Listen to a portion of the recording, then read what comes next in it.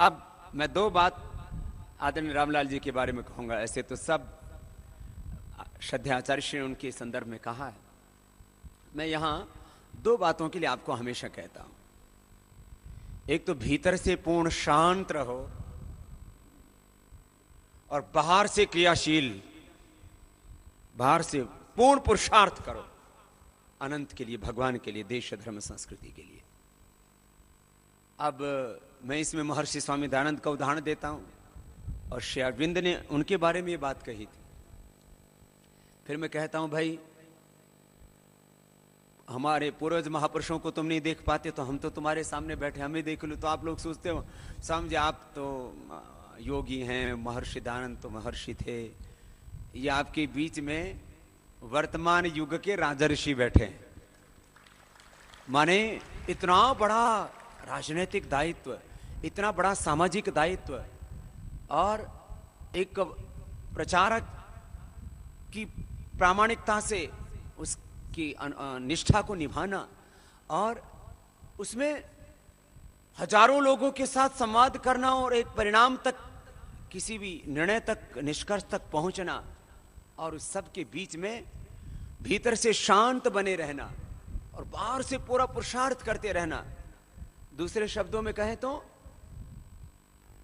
अब अपवाद रूप में कभी कुछ बात कहनी पड़े तो अलग प्रश्न है, माने रिएक्शन, प्रतिक्रिया, ये बड़ी खतरनाक होती है। रॉन्ग एक्शन, इनएक्शन और रिएक्शन, इससे हम बच जाएं तो फिर तो जीवन में हमारे लिए कुछ भी संभव नहीं है। तो रामलाल जी एक ऐसे व्यक्तित्व हैं, मैंने इनको एक्शन में तो 18-20 घंटे देखा है, मैंने तो आज तक इनको एक क्षण के लिए भी रिएक्शन में नहीं देखा है। ये बहुत बड़ी बात है। तो आप इनसे सीख सकते हैं। ये हमारे लिए एक लाइव एग्जाम्पल है, जीवंत आदर्श हैं, उदाहरण है। जो इनके भीतर जो भी प्रेरणाएं उठ रही हैं आप सबके लिए, वो तो आप तक संप्रेषित करेंगे ही करेंगे। हमने कहा कि आपने तो इस जीवन को जिया है। 1970-71 में ये प्रचारक के रूप में अपना ये सेवा यज्ञ शुरू किया, अपने जीवन की आहुति राष्ट्रीय यज्ञ में अर्पित की, स्वयं को संविधा के रूप में इस राष्ट्रीय सेवा में समर्पित किया। और आज करीब करीब 43-44 साल हो गए हैं।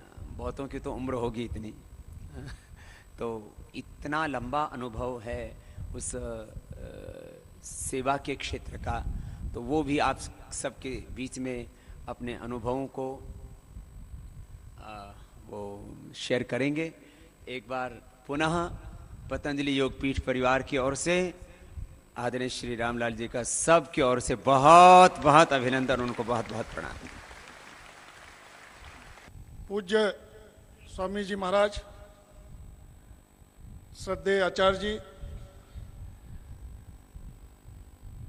संस्थान के अखिल भारतीय व प्रांतीय स्तर के प्रमुख कार्यकर्ता व तहसील स्तर से पूरे देश भर से आए हुए आत्मीय कार्यकर्ता बहनों एवं भाइयों,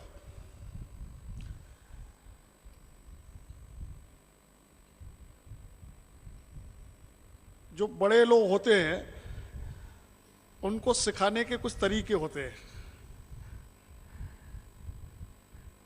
एक तो मुझे विश्वास है कि 1.5 घंटे में महाराज जी ने जरूर मोदी जी को हंसी योग कराया होगा, जिसके कारण वो आधा घंटे हंसते रहे और खिलखिलाते रहे।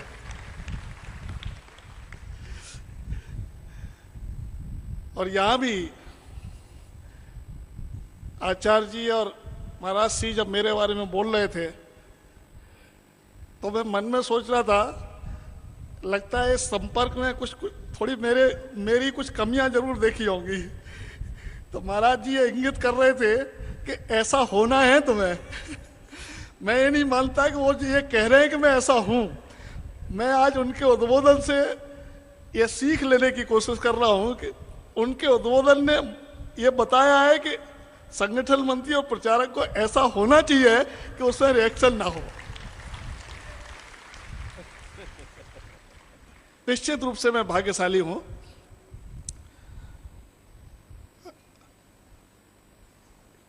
एक बहुत बड़ा काम मित्रों शुरू हुआ है। पूरी दुनिया की नजरें इस काम पर है। मैं बोलते बोलते रुक गया। मैं बोलने वाला था आपके इस काम पर दुनिया की नजरें हैं, लेकिन आचार्य जी ने मुझे इस संगठन का एक अंग बता दिया, इसलिए मैं कहूंगा कि हमारे इस काम पर दुनिया की नजरें हैं।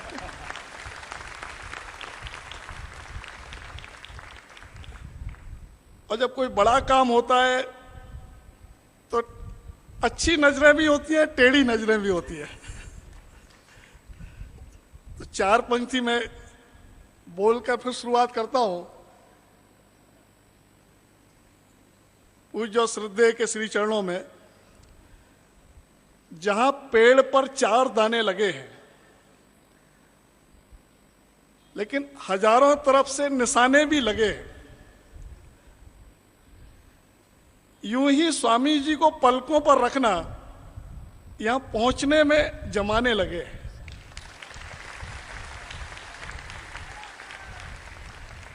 यूं ही आचार्य जी को भी पलकों पर रखना, उन्हें भी यहां पहुंचने में जमाने लगे हैं। मैं जानता हूं कि बहुत कठिनाइयों में से एक कार्य बढ़ा है। इसका ये सब विराट स्वरूप देख करके कई बार लोगों को कुछ भी लग सकता है, लेकिन संयोग से मैं उत्तराखंड में संघ के प्रचारक के नाते मेरे पास दायित्व था। तो कनखल में जब आश्रम से, जहां आश्रम में आज भी आचार्य जी तो वहीं रहते हैं, मैं तब से उस आश्रम में बहुत ज्यादा नहीं गया, लेकिन आना जाना रहा है। मैंने वो स्वरूप भी देखा है और आज ये भव्य स्वरूप भी देख रहे हैं। ये खाली कोई ऐसे ही हो गया ऐसा नहीं है। किसी चीज को भव्य बनने में परिश्रम भी लगता है, युक्ति बुद्धि भी लगती है। और मित्रों, ये बात ध्यान में रखो कि कोई भी चीज जो केवल युक्ति बुद्धि से बड़ी होती है वो टिकाऊ नहीं होती। इसमें युक्ति बुद्धि के साथ परिश्रम लगता है, और परिश्रम के साथ तप लगता है। वही चीज यशस्वी भी होती है और बड़ी भी होती है और स्थायी भी होती है। मुझे विश्वास है कि पूरी दुनिया में पतंजलि योगपीठ और ये संगठन स्थायी भी होगा और यशस्वी भी होगा, क्योंकि यहां तपस्वी हैं लोग। इसलिए कितनी टेढ़ी निगाहें रहे हैं, उन टेढ़ी निगाहों की बहुत चिंता मत करिए। और आप सबने मिलकर के और देश की जनता ने मिलकर के जिस व्यक्ति को राजनीतिक दृष्टि से देश का नेतृत्व सौंपा है, वो अच्छी तरह से जानता है कि टेढ़ी निगाहों को कैसा सीधा करना।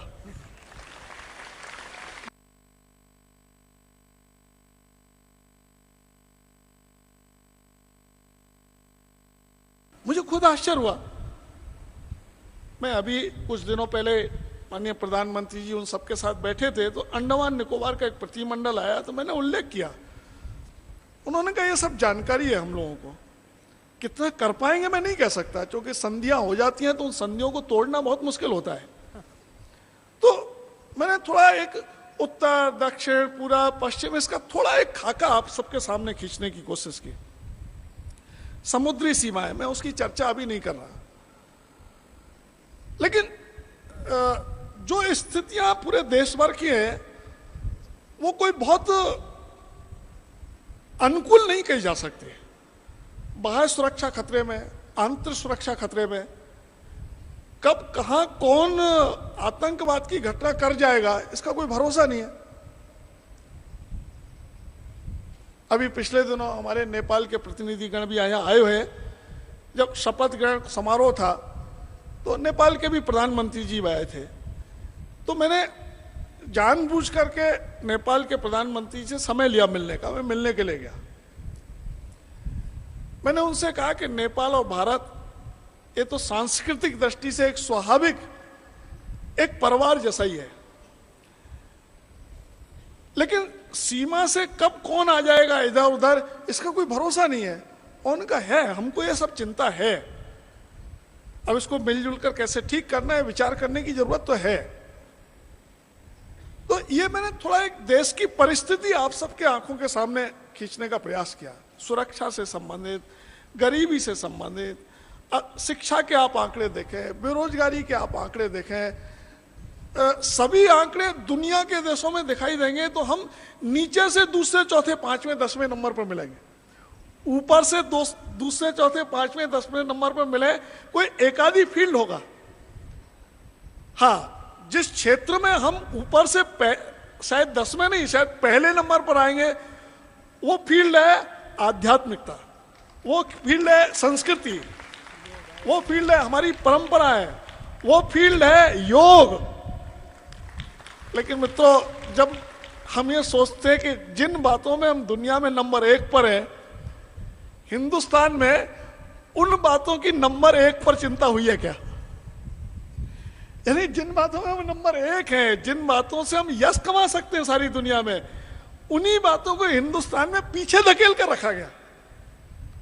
मुझे बहुत प्रसन्नता हुई, 1-1.5 घंटे के सत्संग में महाराज जी से बहुत कुछ सीखने को मिला, आचार्य जी से बहुत सारी बातें होने लगी। तो शोध के क्षेत्र में आचार्य जी ने जो किया है और आगे की जो योजना उन्होंने बताई, तो मैं तो अचंभित था कि और मैं भगवान से प्रार्थना कर रहा था कि महाराज श्री जी में तो अंदर की बहुत ताकत है ही है, पूरी की पूरी आचार्य जी में भी है, उनको और ऐसी ताकत दे प्रभु कि वो कुछ ऐसा शोध करें कि उस शोध के माध्यम से दुनिया अचंभित भी हो और दुनिया लाभान्वित भी हो। और मेरा पूरा विश्वास है जहां विल पावर होती है वहां काम तो निश्चित रूप से होता है। उनमें इतनी इच्छा शक्ति है कि निश्चित रूप से वो काम होगा। कहीं उनको शायद दरकार नहीं है इस बात की, लेकिन सरकारों ने उस काम को समझा और सहयोग मिल पाया। मैं उसमें किंचित मात्र भी सहयोगी बना तो मैं धन्य अपने को मानूंगा, तो शायद और 4 चांद लग जाएंगे। बहुत आवश्यकता है इन सारे विषयों में शोध की। दुनिया ने भारत की जिन बातों को लोहा माना, उन बातों को पिछले 60-65 साल में पीछे धकेलने की कोशिश की। मित्रों, मैं भी कई बार सोचता हूं, मैं अपने बीजेपी के कार्यकर्ताओं से भी चर्चा में कहता हूं, देखो किस व्यक्ति की नियुक्ति हो जाए, व्यक्तियों में इच्छा रहती है, आकांक्षाएं रहती है, महत्वाकांक्षाएं रहती है, प्रयास भी लोग करना भी चाहिए, उसमें कोई कठिनाई नहीं है, क्योंकि उचित व्यक्ति उचित स्थान पर पहुंच जाए तो शायद काम में और गति आ जाएगी। लेकिन मैंने अपने बीजेपी के कार्यकर्ताओं से भी कहा, हमारी चिंता इस बात की होना चाहिए कि भारत के लिए जो विषय आवश्यक हैं वो विषय सरकार में कैसे हो जाए, ये हमारी चिंता का विषय ज्यादा है।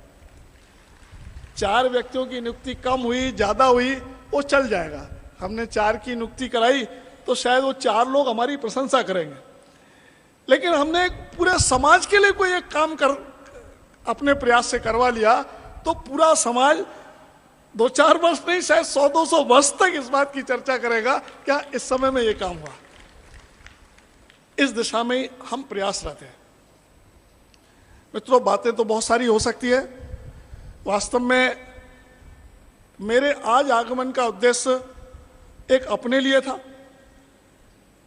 कि मैं पूज्य महाराज जी के सानिध्य में रहकर, आचार्य जी के सानिध्य में रहकर और प्रमुख लोगों के सानिध्य में रहकर अपने लिए कुछ सीख ले जाऊं यहां से।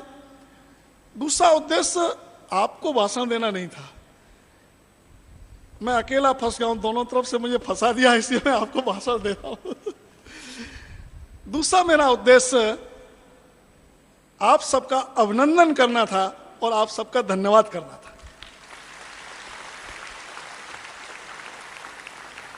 तालकटोरा स्टेडियम में भी जो संकल्प सभा हुई थी, उस समय भी मैंने बोलते हुए कहा, क्योंकि भारतीय जनता पार्टी की ओर से ऐसे सभी सामाजिक संगठनों से संपर्क, संवाद, समन्वय ये करने का एक छोटा सा दायित्व मुझे दिया गया था।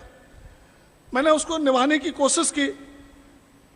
यदि जयदीप जी को ये लगा कि अच्छे ढंग से निभाया तो मैं अपनी पीठ थोड़ा थपथपा लूंगा अपने आप कि चलो शायद मेरे द्वारा जो मुझे काम दिया गया वो अच्छे ढंग से हुआ।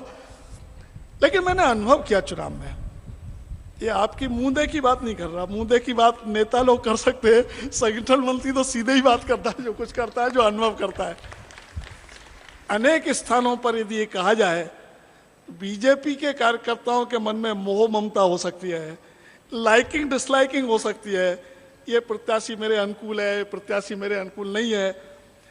लेकिन भारत स्वाभिमान संगठन के अपने सब कार्यकर्ता मोह ममता से ऊपर उठ करके केवल एक ही बात दिमाग में, ये देश ठीक होगा तो मोदी जी के नेतृत्व में होगा, वो प्रधानमंत्री बने।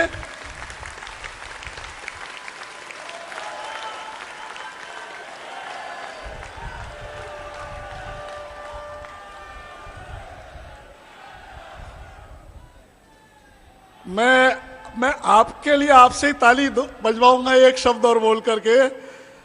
मुझे लगता है कि अनेक स्थानों का मेरा अनुभव है, मैंने बीजेपी में भी इस बात को कहा, भारतीय जनता पार्टी से भी ज्यादा लगन और मेहनत से काम करने वाले कार्यकर्ता मैंने इस रूप में आप सबको देखा है। इसलिए आप अपने लिए ताली जरूर बजाएं, ये मेरा आप सबसे आग्रह। मैंने कहा मित्रों, ये मुद्दे की बात नहीं है, मैंने जो अनुभूति की है, महाराज जी ने भी कहा जो अनुभूति किया वो बताना, हिदायत भी दी थी मुझे, तो मैंने जो अनुभूति किया वो मैंने आपसे शेयर किया है। हमको तो मोह ममता हो सकती है, हमको ये पद मिलेगा, ये पद मिलेगा, ये पद मिलेगा। आपके भी दो चार के मन में बात हो सकती थी, लेकिन स्वामी जी ने लाइन काट दी आप सबकी। अच्छा, वो भी मैंने काटी।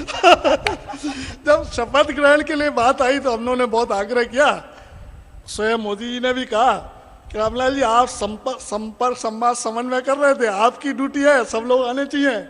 तो मैंने स्वयं आग्रह किया था, तो उन्होंने कहा कि आने की इच्छा भी मेरी है, मेरा आशीर्वाद भी है, मैं प्रत्यक्ष वहां शुभकामनाएं दूं, ये इच्छा भी मेरी निश्चित रूप से होना भी चाहिए है। लेकिन पता नहीं को मेरे मन को ये लगता है कि एक पड़ाव था, हमको लगता था कि देश का नेतृत्व ऐसे हाथों में जाना चाहिए जहां हमको लगे कि देश और समाज सुरक्षित रहेगा, संस्कृति सुरक्षित रहेगी। और हमने ये अनुभव किया वो उस नेतृत्व की क्षमता नरेंद्र मोदी जी में है, ये हमारे मन में विश्वास जमा। हमने व्यक्ति के लिए नहीं, उस विश्वास के लिए तन मन और मैं धन भी बोल रहा हूं। मुझे यहां आपको बताने में कोई कठिनाई नहीं है, भारतीय जनता पार्टी ने इस संगठन पर कोई धन खर्च नहीं किया। भारत स्वाभिमान संघ उसने संपूर्ण जो भी खर्चा भी है, महाराज जी ने कहा कि हम खर्च लेकर आपका एहसान नहीं लेंगे, जो कुछ करेंगे खर्च भी हम करेंगे, ऐसा कम होता है, अपने बूते पर करेंगे, तन मन धन। अब उन्होंने कहां से लिया, आचार्य जी से लिया कि कहां से लिया मुझे मालूम नहीं, या और लोगों से लिया, लेकिन किया, ये छोटी बात नहीं है। और भारतीय जनता पार्टी में इसका पूरा एहसास है। तो जब शपथ ग्रहण की बात आई, उस शपथ ग्रहण के समय जब मैंने आग्रह किया तो उनका, भैया रामलाल जी देखो, इच्छा तो हो सकती है और आपकी भी इच्छा स्वाभाविक है, लेकिन मैं पूरे देश भर के अपने कार्यकर्ताओं को एक संदेश देना चाहता हूं कि एक विषय के लिए हमने अपने को इतना झोंका, राजनीति तो आप लोग कर लोगे और लोग कर लेंगे, हमारे संगठन में से भी किन्हीं की बहुत इच्छा है तो हम उनको फ्री कर देंगे, और उनकी राजनीति में रुचि है तो चले जाएं राजनीति में। लेकिन जिस काम को मैं कर रहा हूं उस काम को कोई सरकार नहीं कर सकती, इसलिए थोड़ा मुझे सरकार से दूर रखो।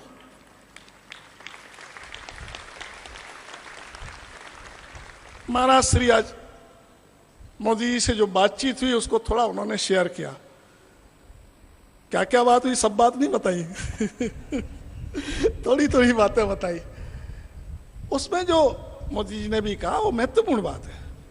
और उनका, महाराज जी जो आपने एक आचरण ये किया, शपथ ग्रहण में आप मुझे आशीर्वाद देने के लिए आते तो निश्चित रूप से मुझे अच्छा लगता, लेकिन आपने ना आकर के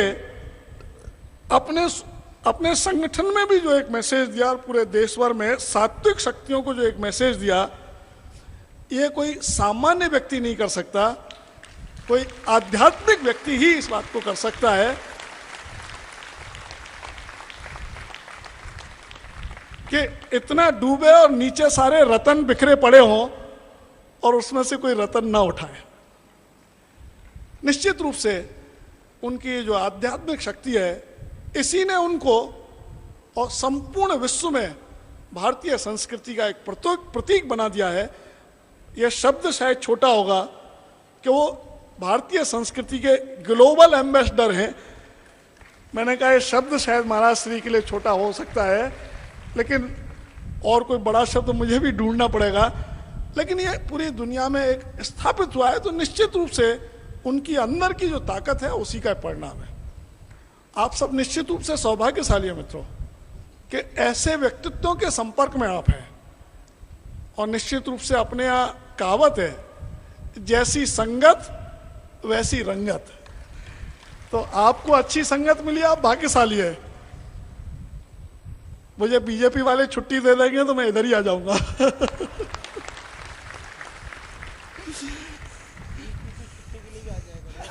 आचार्य जी कह रहे 2-4 दिन की तो छुट्टी लेकर आ जाओ।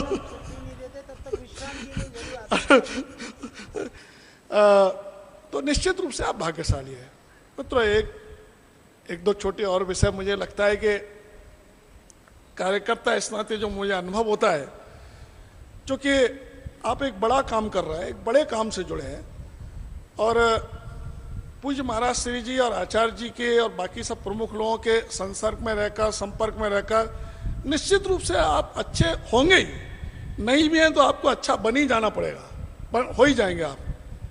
लेकिन तो भी आप जमीन पर काम करने वाले हैं। तो 2-3 बातें जो मुझे अनुभव होता है कार्यकर्ता के इस नाते से, वो मैं थोड़ा जरूर मुझे लगा कि आप सबके बीच में रखूं। एक तो किसी के भी प्रति पूर्वाग्रह मत पालिए। पूर्वाग्रह में से दुराग्रह बनते हैं, और थोड़ी देर के लिए पूर्वाग्रह बन भी जाए तो स्थायी पूर्वाग्रह मत पालिए। पूर्वाग्रहों से नेगेटिविटी आती है, और ये नकारात्मकता और आध्यात्मिकता ये विपरीत बातें हैं। आध्यात्मिकता का अर्थ ही सकारात्मकता है। हर आदमी ने, भगवान ने कुछ हर आदमी में गुण दिए, उन गुणों का अधिकतम उपयोग मैं कैसे कर सकता हूं, एक इसका विचार करने की आवश्यकता कार्यकर्ता इसने तो काम करने वाले को आवश्यकता होती है। दूसरा, समस्याएं तो आप सबके सामने आएंगी। मैं बचपन में एक सत्संग में गया, उस बचपन के सत्संग का असर मुझ पर अब तक है। वहां उन्होंने जो भी उस समय स्वामी जी आए थे, मुझे नाम भी नहीं मालूम अब, लेकिन उनकी उस बात मेरे दिल में बैठी अभी तक। उनके जीवन में समस्याएं तो हर समय आएंगी, समस्याओं में उलझो मत। समस्या आते ही इस समस्या में से रास्ता क्या है, इसका समाधान क्या है, इस तरफ दिमाग चलाना शुरू करो। हर समस्या का समाधान तुमको मिल जाएगा। समस्याएं हर क्षण आएंगी, परिवार में आएंगी, क्षेत्र में आएंगी, अपने संगठन में भी समस्याएं आती है। तो समस्याओं में से समाधान निकालने की कोशिश करें, एक बीच के रास्ता निकालने की कोशिश करें। मैंने एक जगह सुना, बीच का रास्ता ही धर्म है। यानी जो सब समन्वय करता है, धर्म का अर्थ एक समन्वय है। इसलिए ये मानसिकता यदि रहेगी, सब में गुण देखना, गुणों का उपयोग करना, समस्याओं में उलझना नहीं, समस्याओं से परेशान नहीं होना, समस्याओं से घबराना नहीं, और समस्याओं में से रास्ता खोजने की कोशिश करना। मिल गया तो बहुत अच्छी बात है, नहीं मिला तो भी खोजते जाना। तीसरी, कुछ हमारे करने से होता है, कुछ हमसे ऊपर वाले करवाते हैं, और बचा कुचा होता है तो सबसे ऊपर वाला करवाता है। इसलिए सोचने की जरूरत नहीं है कि सब हमको ही करना है। कुछ हम करेंगे, कुछ हमसे ऊपर वाले देखकर हमारी क्षमताओं के अनुरूप हमको बढ़ाकर करवा लेंगे, कुछ प्रभु करवा लेगा। इसलिए जो कुछ हम कर रहे हैं उसको हम स्वामी जी को इष्ट मानते हैं, हम प्रभु की किसी मूर्ति को इष्ट मानते हैं, हम साकार को मानते हैं, निराकार को मानते हैं, जिसको भी हम मानते हैं, तो हम अपने सभी कर्मों को उसको समर्पित करते हुए यदि हम प्रयास करेंगे तो अपने अंदर ताकत कई गुनी हो जाती है। मैंने तो ये अनुभव किया है। हम ये ना सोचें कि मैं ये कर रहा हूं, करते समय सोचे मुझसे वो करवा रहा है, मैं नहीं कर रहा, मुझसे वो करवा रहा है। ये जब भाव रहता है तो अहंकार कभी भी नहीं आता, चाहे आप तहसील के दायित्व पर है चाहे राष्ट्रीय दायित्व पर है। कार्यकर्ता की दृष्टि से 2-3 छोटी छोटी बातें जो मेरे एक ध्यान में आप सबके आने के लिए आई। हिम्मत से रहिए, लगन से करिए, और जो भी काम दिया जाए आपको उस काम में पूरा डूब कर करिए, दाएं बाएं मत देखिए, पूरा डूब कर करिए। आप यदि उस काम में डूब जाएंगे तो काम भी हो जाएगा और उस काम के लायक आप स्वयं बनते चले जाएंगे। मुझे ध्यान है, मुझे संघ में जब एक महत्वपूर्ण दायित्व मिला तो मैंने अपने संघ के एक वरिष्ठ अधिकारी से कहा, मुझे ऐसा लग रहा है इस दायित्व के मैं लायक हूं क्या? उन्होंने कहा कि कभी लायक को दायित्व मिलता है, कभी कभी दायित्व लायक बना देता है। और इसलिए जो दायित्व आपको संगठन की ओर से दिया जाए, आपको लग सकता है मैं इसके लायक हूं का, आप करते जाइए, आप लायक हो जाएंगे। और यदि आप लायक हैं तभी शायद दिया ही गया होगा, तो उसमें पूरा डूब कर करिए। मुझे लगता है कि इस ढंग से यदि डूब कर किए तो काम करने में आनंद भी आएगा, आपका विकास भी होता चलेगा और आपके हाथ से निश्चित रूप से अच्छा काम हो जाएगा। जो दायित्व मिले उसको छोटा मत समझो, उसको ऐसा निभाओ कि उस दायित्व का महत्व लोग समझने लगे। कोई दायित्व छोटा बड़ा नहीं होता। आपने कहां से शुरू सबसे पहले आपको? तो मैं तो संघ में बहुत छोटी सी शाखा लगाने से शुरू किया। मथुरा में जब प्रचारक निकला तो मेरठ में नगर प्रचारक होकर गया। नगर प्रचारक, हाँ, फिर शाखा से दायित्व शुरू। एक शाखा के बाद मेरठ में नगर प्रचारक हुआ, फिर मेरठ जिला उस समय था जो आज बागपत जिला है और ये सब मिलाकर है। बढ़ौती मेरा हेडक्वार्टर था, जिला प्रचारक बना। क्रम से ही बढ़ाया मुझे संघ ने, जल्दी नहीं की मेरे साथ। जिले के बाद विभाग प्रचारक का दायित्व होता है, वो मैं रहा कई स्थानों पर, अलीगढ़ में रहा, बरेली में रहा, संभाग प्रचारक रहा, यानी 2-3 विभाग मिलाकर। फिर सीधे प्रांत प्रचारक नहीं बनाया, सह प्रांत प्रचारक बनाया। फिर प्रांत प्रचारक हुआ, फिर 2-3 प्रांत मिलाकर क्षेत्र होता है, तो उसमें उत्तराखंड भी था, तो क्षेत्र प्रचारक हुआ।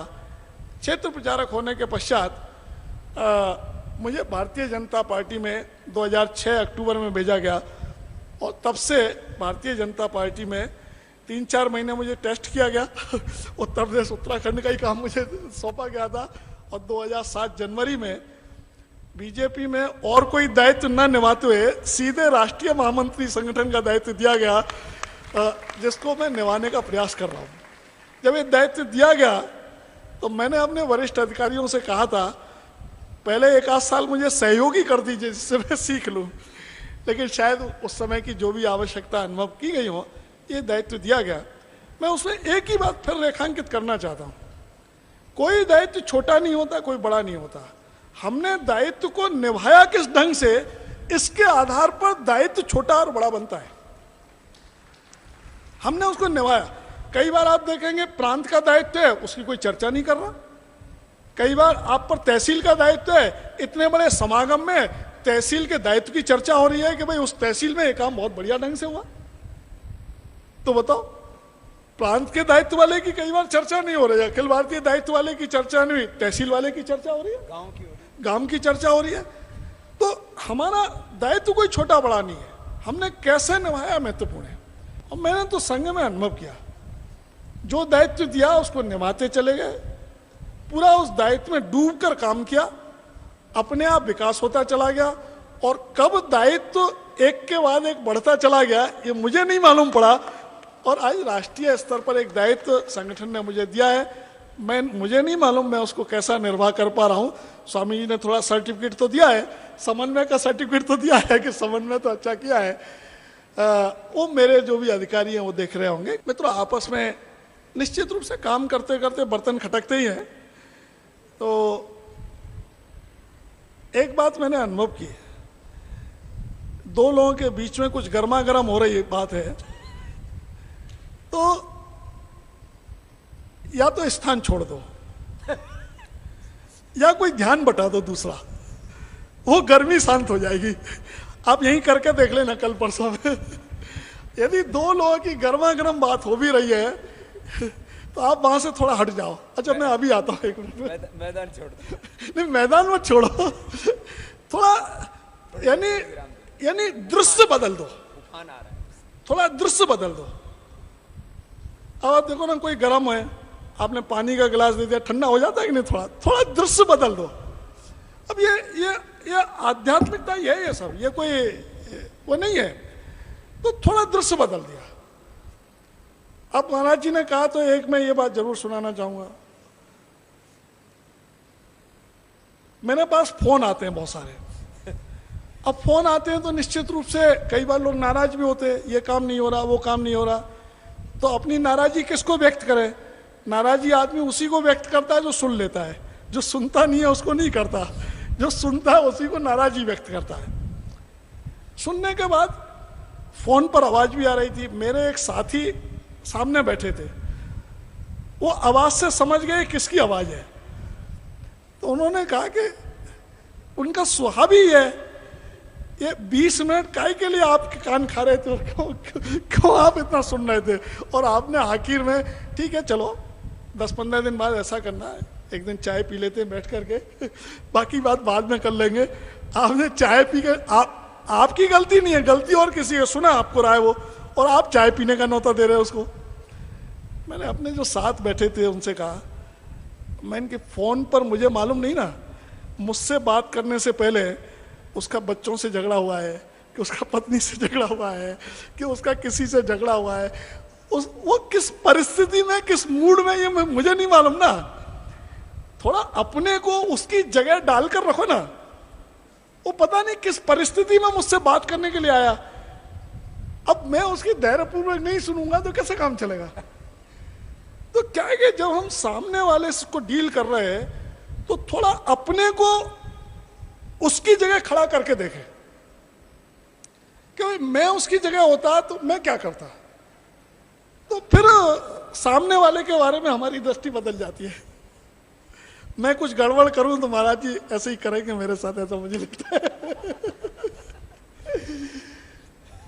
तो मित्रों, अनुभव तो बहुत सारे हो सकते हैं, शेयर किए जा सकते हैं, क्योंकि मेरा जीवन तो संगठन में ही निकला है।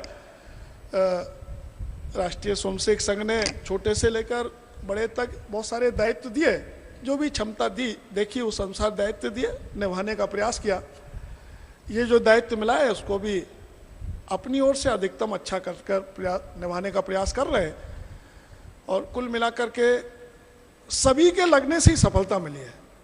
बीजेपी के लोग भी लगे, विभिन्न सामाजिक धार्मिक संगठन, उन्होंने भी अपना बहुत महत्वपूर्ण योगदान इस सारे काम में दिया है, और किसी व्यक्ति के लिए नहीं, राष्ट्र के लिए दिया है। उनको लगता है इस राष्ट्र का विकास इस व्यक्ति में उनको दिखाई दिया, इसलिए दिया है। तो निश्चित रूप से श्रेय तो किसी एक दो को ही मिलता है, लेकिन वास्तव में इस जीत का श्रेय सामान्य जनता को है, कार्यकर्ताओं के परिश्रम को है, और नरेंद्र मोदी जी के नेतृत्व को है। इस त्रिवेणी को ही सारे जीत का श्रेय देना पड़ेगा। तो उसमें आप सब भी है। आखिर एक शब्द और बोलूंगा, मित्रों, चुनौतियां बहुत हैं। हमारा प्रयास रहेगा उन चुनौतियों में से रास्ता निकाल करके इस देश को आगे ले जाएं, लेकिन हम और आप सभी पर परिस्थितियों को, संगठन को, समाज और देश को संभालने का दायित्व है। और मैं तो इतना ही कहूंगा, जिस पर संभालने का दायित्व है उसका स्वयं संभले रहना जरूरी है। क्योंकि यदि हम स्वयं संभले हुए नहीं रहे तो संभालने का काम नहीं कर पाएंगे। इसलिए आपके लिए भी है, मेरे लिए भी है कि हम स्वयं संभले रहें, चीज़ों को समझते चले जाए, एक ठीक रास्ता निकालते हुए एक पॉजिटिवनेस, एक सकारात्मक सोच के साथ चीज़ों को आगे ले जाए। मुझे पूरा विश्वास है एक एक कदम हम सदकर रखेंगे, और हमारा एक एक सदा हुआ कदम आगे आने वाले कुछ वर्षों में भारत की ऐसी तस्वीर प्रस्तुत करेगा कि हम और आप ही भारत माता की जय नहीं बोलेंगे, आगे आने वाले कुछ वर्षों में संपूर्ण विश्व बोलेगा भारत माता की जय। एक बार मैं भारत माता की जय बोलता हूं, आप जोर से बोलेंगे भारत माता की। स्वामी जी के चरणों में, आचार्य जी के चरणों में और आप सबके चरणों में मेरा विनम्र प्रणाम है। बहुत बहुत धन्यवाद।